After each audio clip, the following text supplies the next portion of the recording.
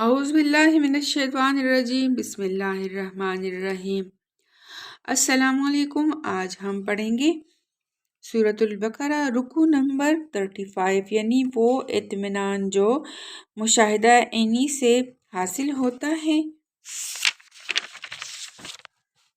یہاں کافر کا لفظ ناشکرے اور منکر نعمت کے معنی میں استعمال ہوا ہے، یعنی اگر تم یہ پسند نہیں کرتے کہ تمہاری عمر بھر کی کمائی ایک ایسے نازک موقع پر تباہ ہو جائے جبکہ تم اس سے فائدہ اٹھانے کے سب سے زیادہ محتاج ہو، اور از سر نو کمائی کرنے کا موقع بھی باقی نہ رہا ہو، تو یہ بات تم کیسے پسند کر رہے ہو کہ دنیا میں مدت العمر کام کرنے کے بعد آخرت کی زندگی میں تم اس طرح قدم رکھو کہ وہاں پہنچ کر یکایک تمہیں معلوم ہو کہ تمہارا پورا کارنامہ حیات یہاں کوئی قیمت نہیں رکھتا۔ جو کچھ تم نے دنیا کے لیے کمایا تھا وہ دنیا ہی میں رہ گیا، آخرت کے لیے کچھ کما کر لائے ہی نہیں کہ یہاں اس کے پل کھا سکو۔ نظر یہ کہ آدمی اپنی کسی مراد کے بر آنے پر کوئی ایسا نیک کام کرنے کا عہد کرے جو اس کے ذمہ فرض نہ ہو، اگر یہ مراد کسی حلال و جائز امر کی ہو، اللہ سے مانگی گئی ہو، اور اس کے بر آنے پر جو عمل کرنے کا عہد آدمی نے کیا ہے وہ اللہ ہی کے لیے ہو، تو ایسی نظر اللہ کی اطاعت میں ہے اور اس کا پورا کرنا اجر و ثواب کا موجب ہے۔ اگر یہ صورت نہ ہو تو ایسی نظر کا ماننا معصیت اور اس کا پورا کرنا موجب عذاب ہے۔ اہل عرب دیوانے آدمی کو مجنون یعنی آسیب زدہ کے لفظ سے تعبیر کرتے تھے، اور جب کسی شخص کے متعلق یہ کہنا ہوتا کہ وہ پاگل ہو گیا ہے تو یوں کہتے کہ اسے جن لگ گیا ہے۔ اسی محاورے کو استعمال کرتے ہوئے قرآن سود و خوار کو اس شخص سے تشبیہ دیتا ہے جو مخبوط الحواس ہو گیا ہو،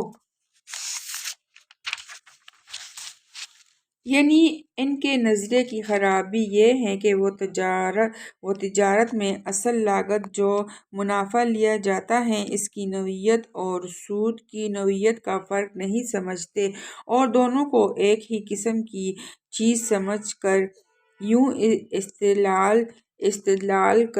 کرتے ہیں کہ جب تجارت میں لگے ہوئے روپے کا منافع جائز ہے تو قرض پر دیے ہوئے روپے کا منافع کیوں نہ جائز ہو۔ یہ نہیں فرمایا کہ جو کچھ اس نے کھا لیا اسے اللہ معاف کر دے گا، بلکہ ارشاد یہ ہو رہا ہے کہ اس کا معاملہ اللہ کے حوالے ہے۔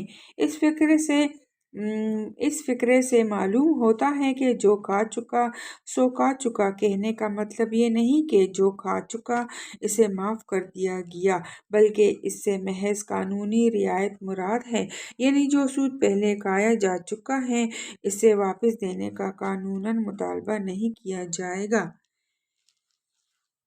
یہ آیت فتح مکہ کے بعد نازل ہوئی تھی جبکہ عرب اسلامی حکومت کے زیر نگہ آ گیا تھا۔ اس سے پہلے اگرچہ سود ایک ناپسندیدہ چیز سمجھا جاتا تھا مگر قانوناً اسے بند نہیں کیا گیا تھا۔ اس آیت کے نزول کے بعد اسلامی حکومت کے حدود میں سودی کاروبار ایک فوجداری جرم بن گیا۔ آیت کے آخری الفاظ کی بنا پر ابن عباس، حسن بصری، ابن سیرین اور ربیع بن انس کی رائے یہ ہے کہ جو شخص دارالاسلام میں سود کھائے اسے توبہ پر مجبور کیا جائے، اور اگر باز نہ آئے تو اسے قتل کر دیا جائے۔ دوسرے فقہا کی رائے میں ایسے شخص کو قید کر دینا کافی ہے جب تک وہ سود خواری چھوڑ دینے کا عہد نہ کرے، اسے نہ چھوڑا جائے۔ اسی آیت سے یہ حکم نکالا گیا ہے کہ جو شخص ادائے قرض سے عاجز ہو گیا ہو، اسلامی عدالت اس کے قرض خواہوں کو مجبور کرے گی کہ اسے مہلت دے، اور بعض حالات میں وہ پورا قرض یا قرض کا ایک حصہ معاف بھی کرنے کی مجاز ہوگی۔ فقہاء نے تصریح کی ہے کہ کسی کے رہنے کا مکان، کھانے کے برتن، پہننے کے کپڑے اور وہ آلات جن سے وہ اپنی روزی کماتا ہو، کسی حالت میں قرق نہیں کیے جا سکتے۔ اس سے یہ حکم نکلتا ہے کہ قرض کے معاملے میں مدت کی تعین ہونی چاہیے۔